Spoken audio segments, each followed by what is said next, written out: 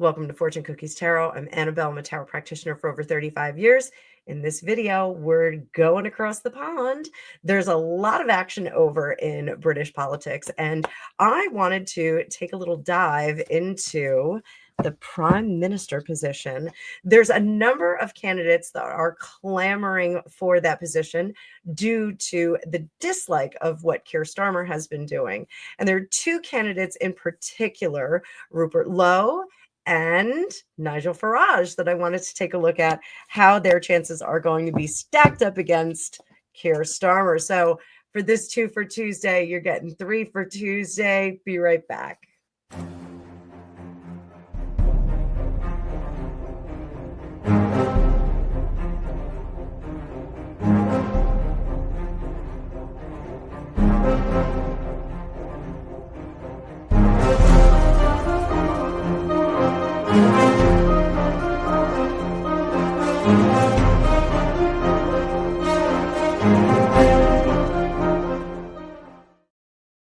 So I've said this time and time again. The Chinese say, may you live in interesting times. We certainly do here in the United States.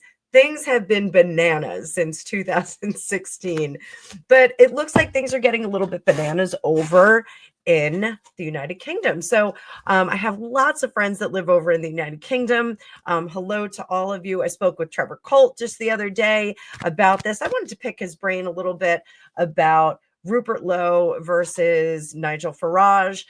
We only had a very brief conversation, but I'm sure we're going to have more because I love me some politics. So in this 3 for Tuesday, you're getting 3 for Tuesday, we are going to kick it off with Keir Starmer, the Prime Minister's path. I'm going to bring up my card view.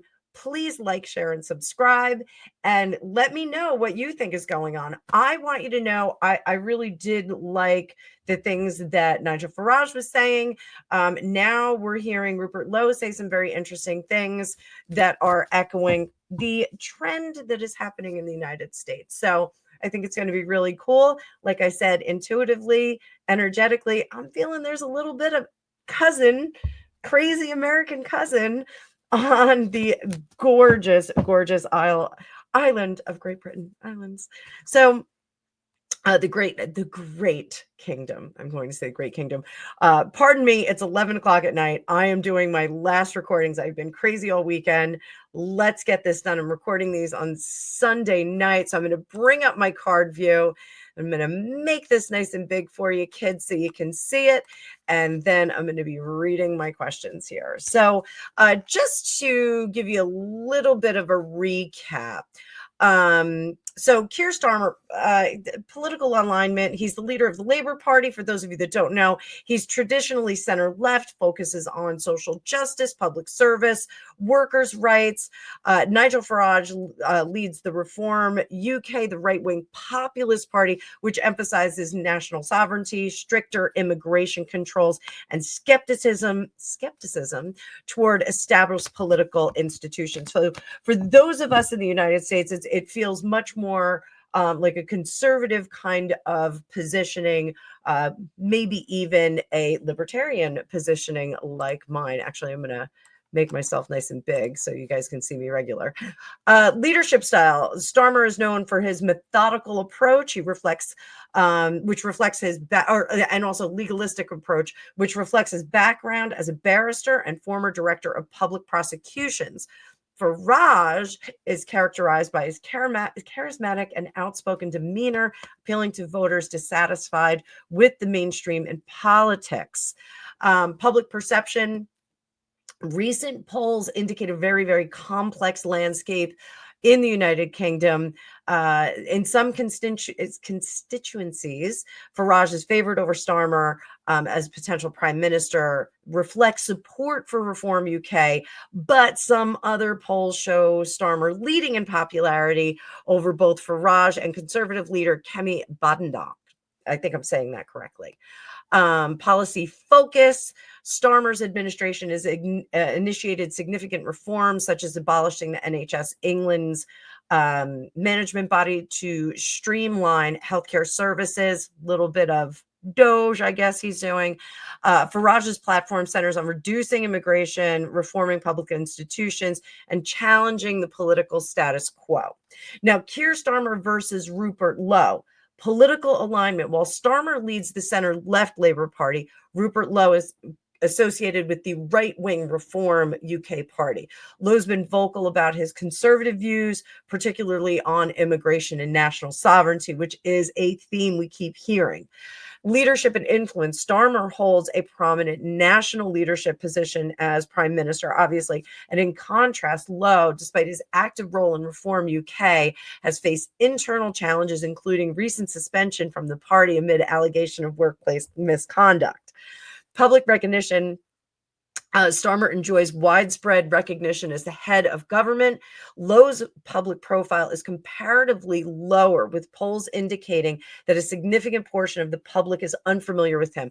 I myself was unfamiliar with him, not that I have my finger on the pulse of politics in the United Kingdom, but I just saw him pop up on my feed the other day. So he's been active, he's been out there, and he's been around. Now let's talk about Nigel Farage versus Rupert Lowe, because that seems to be one of them is going to come out on top and gather some of the momentum that we're seeing in the United Kingdom now. So party dynamics, both are key figures in Reform UK, but their relationship has been strained. Lowe has criticized Farage's leadership style, describing the party as protest party led by the Messiah, and that's a quote, leading to internal conflicts and Lowe's subsequent suspension. Leadership styles. Farage's leadership is marked with a top-down approach, often sidelining dissenting votes within the party. Lowe has advocated for a more collaborative leadership style, emphasizing internal democracy and broader member participation. The broader we get that collaborative style, the bigger government gets, though. That's one thing that we know here in the United States. So, little pro tip. Public perception. Farage maintains a strong personal brand and is widely recognized across the UK and the US. We know about him over here. Lowe's public visibility is limited, and recent polls suggest that a majority of the public is unaware of him. So the summary of this, Keir Starmer represents center-left mainstream political stance with a focus on institutional reforms and social policies. Nigel Farage embodies a right-wing populism, challenging traditional political structures and advocating for nationalistic policies. Rupert Lowe, while aligned with Farage's party, has emerged as an internal critic, highlighting leadership disputes and differing visions for the party's direction. So that is, the kind of Cliff's Notes version of this. We're going to jump right in to looking at some Keir Starmer energy and tarot. So my UK friends, let me know if I got any of that wrong. It took me a while to put all that information together. So I hope that I get an A+ on this exam. So let's bring up the card view and we're going to go right into this. So what is the energy currently surrounding Keir Starmer's leadership?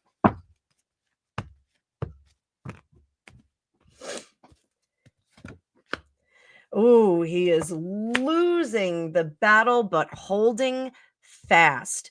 So when we get that Ace of Pentacles, we're really looking at running up a sand dune. That's a really good example. We're running up the sand dune and it's just falling out from under us, trying desperately to hang on to those reeds that are the dune grass that's growing there so that you can kind of pull yourself up. So it's not looking so good for that energy around him. As much as he wants to stay in power, it looks like the populace is not really in favor of that. What's under the surface? The King of Wands, he wants to keep going. He has not gone far enough.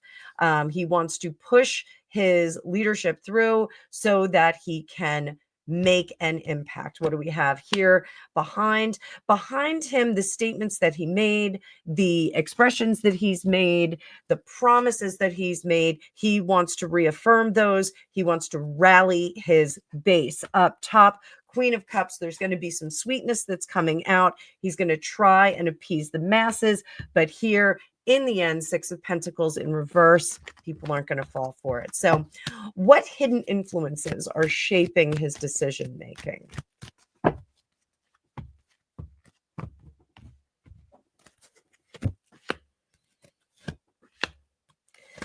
I shuffled the cards, so this is what we get again. So he doesn't care actually what the base is all about here. It is policy for the sake of leading the people rather than policy in the name of the people, or policy in the voice of the people. So this is a little different. They're really trying to make some notable changes in the country, or at least Keir Starmer is. This influence, this is egoism. He's hanging on because of his ego. And over here, Queen of Cups, I do think that maybe there are some people that are cheerleading him on. Baby, you're doing great. It's like that rock star who's way past his prime, that his people are propping him up. So how strong is his position within the Labor Party? We're looking for high numbers in the minor arcana, the numbered cards, ace through 10. We are looking for higher cards in the court, which would be queen, king, not page or knight. And in the major arcana, we are going to be looking for numbers in the robustness of life. We want to see those middle numbers from 0 to 21. We want to see those middle numbers solid, upright, good cards. So let's see what we got. How strong is his position?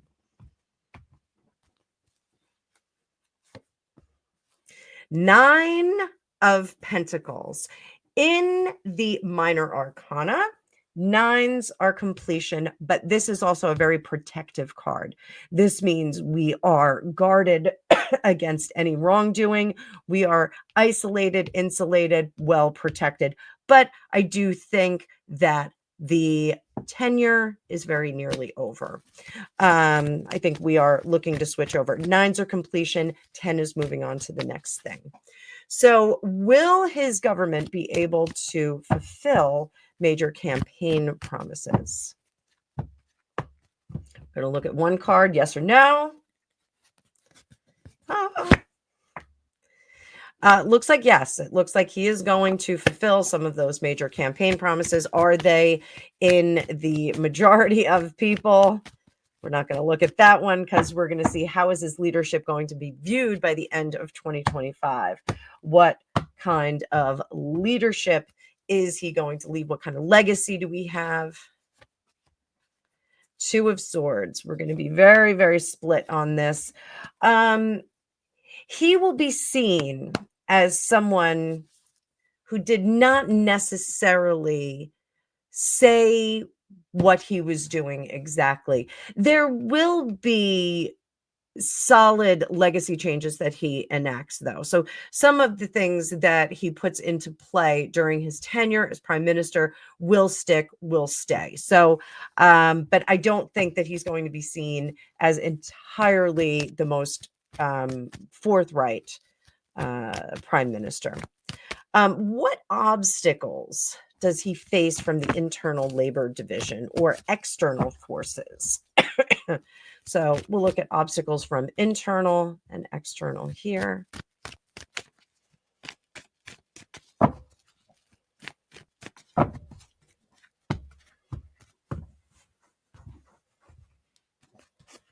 So what obstacles? One, this will be internal. And this will be external. Internal. External. So, little hooligan there. So here, I think we are really seeing internally that the balance of power, you know, when someone loses a little bit of control and power, those power-seeking individuals will swoop right in there and try and wrest it from them. And I think that that's what we're seeing here. Inevitable change. We're looking for, and I've said this before, they are looking for, labor is looking for his replacement. Have they found it yet? This looks like they have. This looks like once they have a replacement, they can go in there, but they need someone who's going to be palatable for the masses, someone who is going to seem a bit more tempered in terms of their policy. And this, I think we're getting something. So I may have to do some more on this next week. But over here, the external forces, now this one's a little bit harder. People don't like the direction the country is going in. They don't like him, and they're very angry. We have this very hooligan kind of energy there. So I think that that's something that he really does need to watch. I don't think that he's in, personal danger or anything like that. Is there any major scandal or controversy brewing around him? Let's see what that is.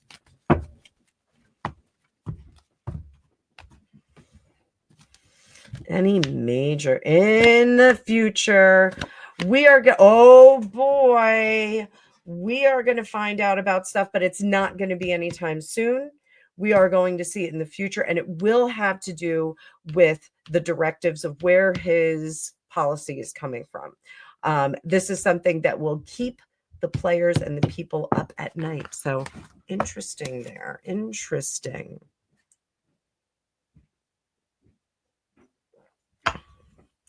So, will he be able to maintain at least a slight majority of public support over the next year? We're in 2025. Let's see what we've got.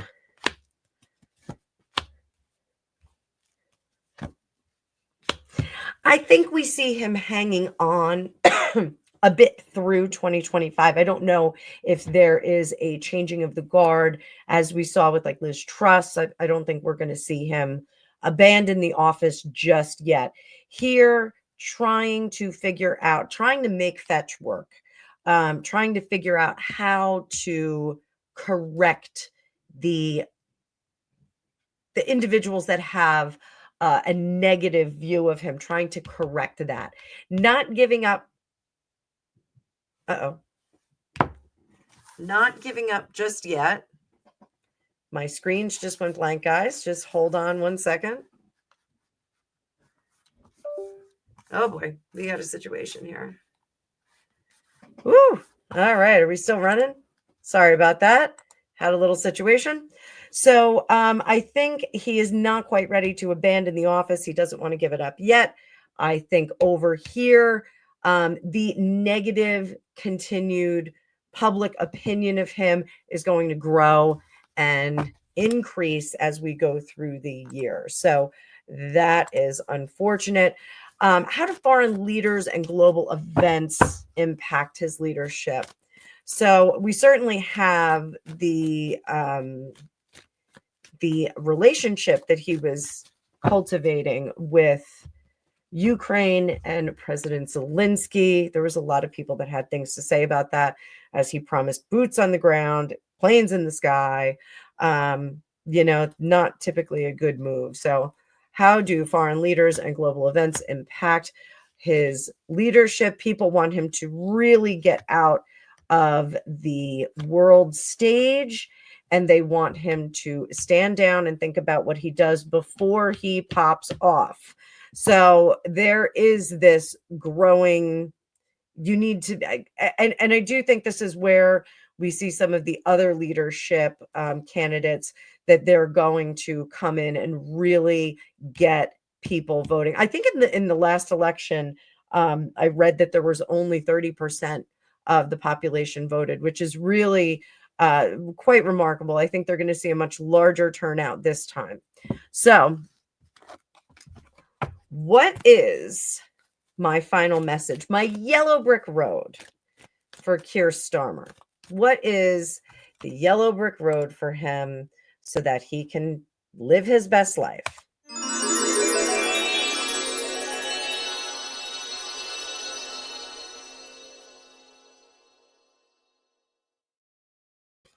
All right, we're just going to finish shuffling these up. Everyone accuses me of not shuffling. Every day I'm shuffling.